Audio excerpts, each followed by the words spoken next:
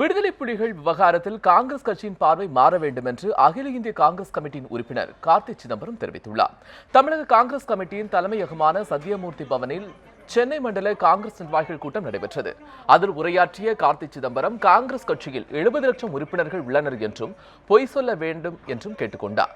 கட்சியின் மாநில தலைவர் திருநாவுக்கரசர் முன்னிலையில் இதனை கூறிய கார்த்தி சிதம்பரம் சமுதாயத்திற்கு ஏற்ப காங்கிரஸ் கட்சியினர் மாற வேண்டும் என்றும் பழைய வரலாறுகளை காங்கிரஸ் கட்சியினர் பேச வேண்டாம் என்றும் குறிப்பிட்டார்.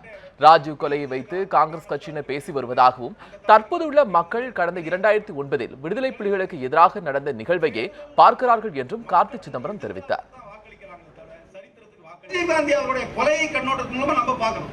ஆனா இன்னைக்கு 18-17 வயசு இருக்க பையன் வந்து அதை வச்சு பாக்குறது இல்ல. 2009 நடந்த சம்பவத்தை வச்சு தான் அவன் பார்க்கறான். எப்பவுமே சரித்திர சாதனைகளை சொல்லக்கூடாது. சரித்திரத்தை மறந்துருங்கன்னு சொல்லல. எந்த தலைவரையும் அவமானப்படுத்தல. நாளை காலையில் யாரும் என்ன திட்டாதீங்க. அதுக்காக இந்த மாதிரிதான் ஒரு தடவை பேசி போய் நான் யாரையோ சொல்லிட்டு அப்படின்னு யாரையுமே திட்டல.